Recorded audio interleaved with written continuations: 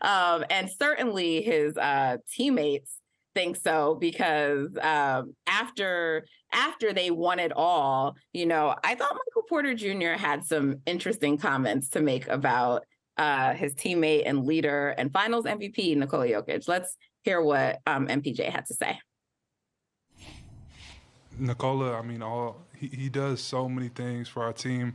He's so good of a basketball player. Like, I don't really think people understand how good of a basketball player he is. I mean, Nikola, he led us all playoffs with his passing some games, scoring other games. This was a historic run. I don't know how you could say he's not the best big man ever, really. Like, he's one of the all-time great basketball players. I don't care what anyone says. I think he's one of the all-time best players to ever play this game. So to be on his team, he makes it easy for the rest of us. But we got so many good players on this team, man. We're happy we got to do it with this group of guys, because we don't know if we'll be together how much longer. But to do it with this group of guys it feels amazing. So there's two interesting things that he said here, but I'll start with one of them, and that is about Jokic's all-time standing where he is and his greatness and as a big man. And so there's been so much talk about this, Chris, about, okay, now that he's won, where does he rank all time? Where does he rank all time? Where does he rank as a center? Is he in the top 5 of the big men? Like, there's just been all this conversation. I know you hate rankings. I know you hate rankings, because you even said it in your feed that you hate all-time rankings. Why do you hate them so much? Well, I can't get all the credit for this, but I take it from Tyler Creator. He was on a show interview. They were talking about how he hates this top 5 rappers of all time conversation that happens on social media. And it's not that I hate it. Hate is a strong word, but I just think you could have more meaningful conversations in terms of, okay, well, who is your favorite center of all time? Who are your best centers that you've seen in your lifetime? Like, I didn't see Bill Russell play. I didn't see Wilt Chamberlain play live. I saw them on YouTube and in DVDs, but I can't sit here and say, yeah, Bill Russell is the greatest center of all time when I don't have the life experiences to support that. I just have clips. I didn't watch him live. So I think it's better, and you get more appreciation for people's differences when you have rankings that are suggesting, okay, here are my favorite centers in terms of style, or here are the best centers that I've seen in my lifetime that I can remember. Like, when you're a baby, okay, no, you can't do that. But as you get older into your youth and adulthood, then you make a better and more nuanced approach. But I think it's fun to have. I just think I'm at a point in my life where I hear it all the time. It's like, what's next? Where does he write? It's like, bro, can we just appreciate the greatness? Like, I don't want to get into that just yet. Maybe let's look back, years down the line. But yeah. So here are my top 5 greatest centers basically I've seen in my lifetime. Shaquille O'Neal. That was somebody when I was born in 91.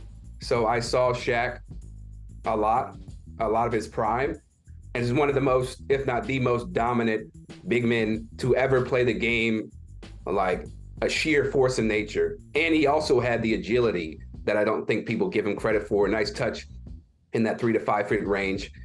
Won 4 championships. Amazing superstar off the court as well. Hakeem Olajuwon. Come on, man. The dream. His agility as well. Finesse game. One of the best footworking centers that I've seen in terms of his shake and agility.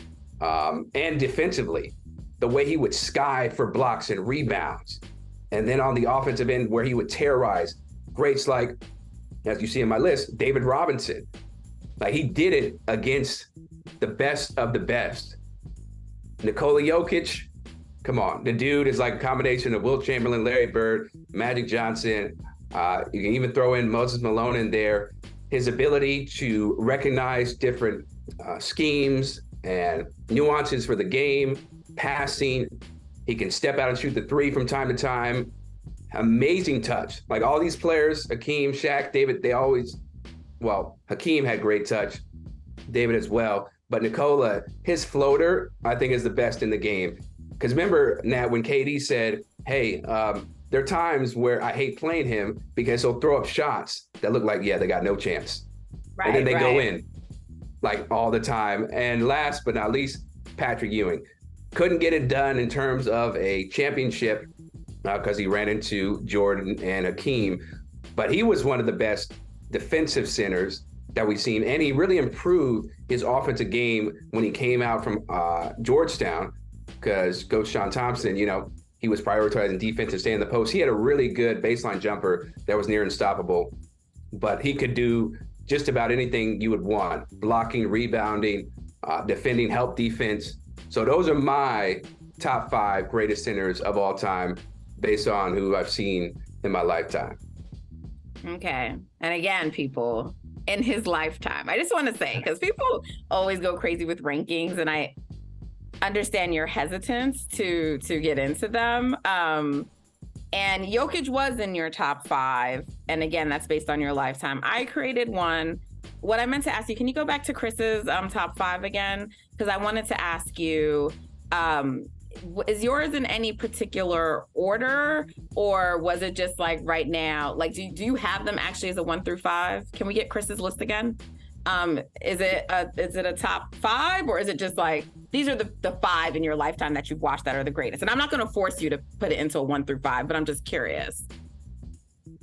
Shaquille O'Neal is number 1 for me, baby. Shaquille O'Neal is number 1. Okay. Hakeem is number 2.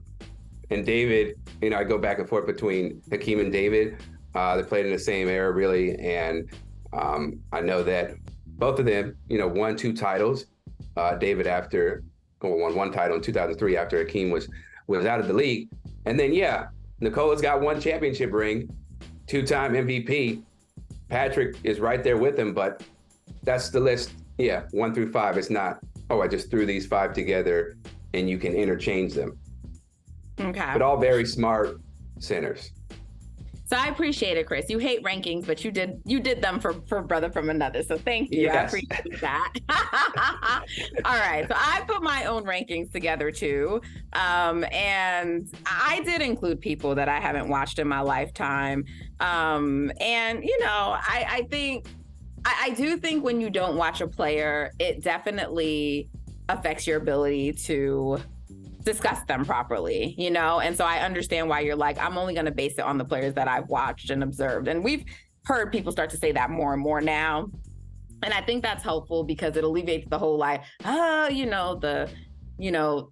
generations that precede us will be like, oh, you guys, you know, recency bias, you don't know, and blah, blah, blah, blah, blah.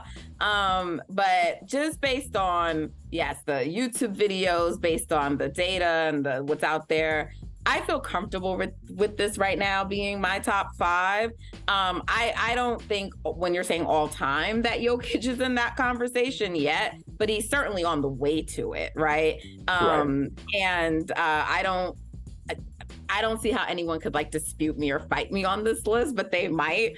And I know some people think I'm a Jokic hater. I'm not, I swear. But I just don't think he's there yet. But I certainly think he's on the way. And assuming that he will continue to get the accolades and build up his resume, then you know, I think he'll get there. And then there'll be some hard conversations, because I got to tell you, I think that when I look to start taking people out of this list, I'm probably going to look at players who people would like fight me over, you know. But I sometimes struggle a little bit with the Wilt and Bill, not just because I didn't watch them play, because I did watch Kareem later in his career. So I'm dating myself a little bit, but it's more so because it was different then. Like they, you know, They were a different league, and then they came over, and then it was so different. The competition was so different. So I sort of always look at those players, even when I do all-time lists, as like, I kind of like asterisk them out. Like I know that they are all-time greats, but I sort of separate them. So that's a conversation for a different day. But you know, that's my list. So I mentioned there's one other thing that Michael Porter Jr. said that I found interesting. And it was the very end where he's like, who knows if we'll all be together, but you know, we're happy, we want to do this. And I was like, Because I think a lot of dynasty talk, Chris, but he would be a big part of their future if they need to stay together. So, I mean, we've been talking dynasty for days. I think the talk is premature. So much goes into play to make a dynasty. But, you know, before we break, what are your thoughts on everyone talking about the dynasty? Just again, stop looking for the next dynasty or the next great era for a team. Like, we can recognize their special accomplishments for all that they're worth and not immediately move to, okay, well, what's next? What are they going to do next? Like, I know Michael Malone said, yeah, he brought up the dynasty thing, like the last step of a first championship is becoming a dynasty. And he has every right to say that, but it's extremely hard, as you know, from being a Warriors fan and seeing what Steph and Draymond and Clay have gone through, to become a dynasty. Like, that does not happen overnight. And it's partly, you know, keeping everybody together, but also health. Luck is involved in some cases, right? So that's how I feel about it. Pump the brakes on that. We can get into that when they win, if they win a second title. Correct.